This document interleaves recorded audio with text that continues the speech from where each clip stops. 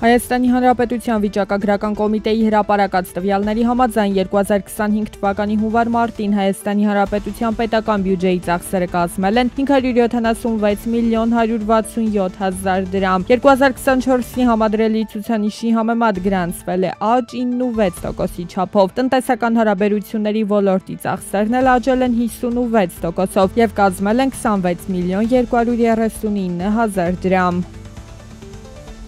2025 թվականի հունվար-մարտ ամիսներին Հայաստանում արտադրվել է 2 միլիոն 624 հազար կիլովատ-ժամ էլեկտրաէներգիա։ 2024-ի համադրելի ցուցանիշի համեմատ արձանագրվել է աճ 6.5%-ի չափով։ Մասնավորապես հեկերի արտադրությունն աճել է 66.3%-ով եւ կազմել 514.5 միլիոն կիլովատ-ժամ։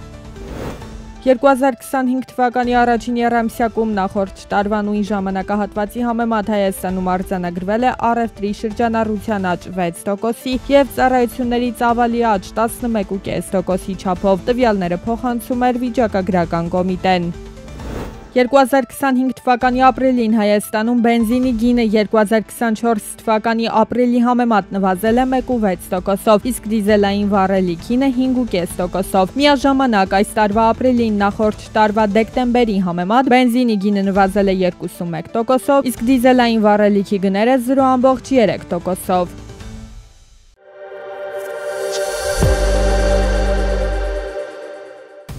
Պակիստանի ֆոնդային բորսայի արժեթղթերի բազային ինդեքսը իջել է 5.78%-ով երկրի մի քանի շրջաններին Հնդկաստանի հասցրած հարվածներից մի քանի ժամ հետո։ Հիշեցնենք, որ մայիսի 7-ի գիշերը հնդկական բանակը հակաահաբեկչական գործողություն է իրականացրել Պակիստանի սահմանային գոտում։ Պակիստանը 48 ժամով փակել է իր օդային տարածքը եւ կործանիչներ նոթ է հանել։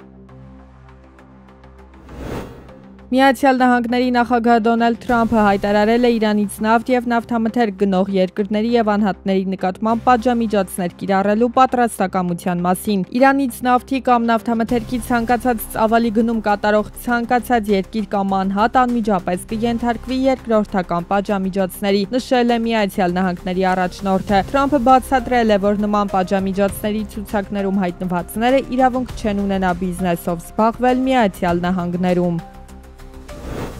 2025 թվականին եւ հաջորդող 3 տարիներին Ռուսաստանի տնտեսության համար հիմնական արտաքին ռիսկերը կլինեն առևտրային պատերազմների սրումը եւ պատժամիջոցների խստացումը։ Այս մասին հայտարարել է Ռուսաստանի Դաշնության տնտեսական զարգացման նախարարությունը։ Առևտրային պատերազմների նոր փուլը սպառնում է դանդաղեցնել Չինաստանի տնտեսությունը եւ որպես արդյունք նվազեցնել էներգակիրների պահանջարկը, որոնք Ռուսաստանի Դաշնության համար արտահանման հիմնական պրոդուկտն են։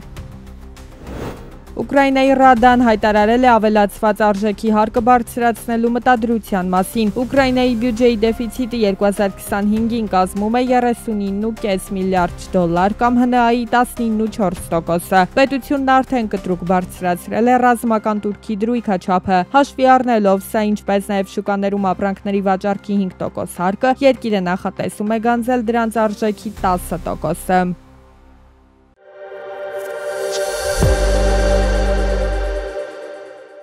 Վարորդական իրավունքից զրկելու դեպքերը ավելացել են Հայաստանում։ Պաշտոնական տվյալներն ասում են, որ անցած 2024 թվականի ընթացքում 5412 վարորդի արգելել են տրանսպորտային միջոց վարել։ Մինչդեռ դրան նախորդող 2023-ի ամփոփ տվյալներով այդ թիվը 4587 էր, պակաս 825-ով։ Վերահսկողության խստացման արդյունքն է, ներքին գործերի նախարարությունում են համոզված։ Այս տեսակետը կիսում է նաև երթևեկության հարցերի փորձագետը, որպես վարորդել էր նկատել հաշվել առնվազն 4 անգամ սթափության զննության նպատակով են բարեկները մեքենան կանգնեցրել։ Ենթադրում եմ, որ ընդհանուր առմամբ համաձ մեքենա վարելու հետ կապված ստուգումներն են ավելացել ու այդ հիմքով են հիմնականում զրկումները տեղի ունեցել։ Դե մեր մոտ հələ որ ամեն տարի մահացությունների թիվը աճում է, խմացությունը հիմնական պատճառներից մեկն է։ Այն հարցերից է, որտեղ որ նշանի շուտ մեր մշակույթը մեր մոտ մտնի, որ ավելի լավ է տաքսոն վճարես, քան թե մի տարի առանց վարորդական վկայականի երթևեկես, այնքան օգուտ կլիներ երթևեկության։ Ոչ սթափ վիճակում մեքենա վարելու դեպքում ըստ օրենքի վարորդական իրավունքից քաղաքացին զրկվում է նախ 1 տարի ժամկետով, սակայն եթե հրաժարվում է սթափության զննություն անցնել, ապա ժամկետը միանգամից կրկնապատկվում է 12 ամսվա փոխարեն 24 ամիս։ Իսկ այս ամիսների ընթացքում մեքենայի ղեկին նստելը քրեական պատասխանատվության կարող է հասցնել։ Մենք էլ զենք զինամթերք են հաճախ ստուգում, եթե իհարկե քաղաքացու իրավունքների ոտնահարումով չեն անում, էլի նորմալ պրակտիկա է։ Վարորդին վարորդական իրավունքից զրկելը անպայման պետք է հիմնավորում ունենա։ Քիչ չեն դեպքերը, երբ գործը հասնում է դատարան ու այնտեղ բեկանվում։ Մեր վարորդներն ի դեպ տարվա համար 9-ի փոխարեն արդեն 13 բալ ունեն։ Օրենսդրական նոր կարգավորումն ընդամենը օրեր առաջ ուժի մեջ մտավ։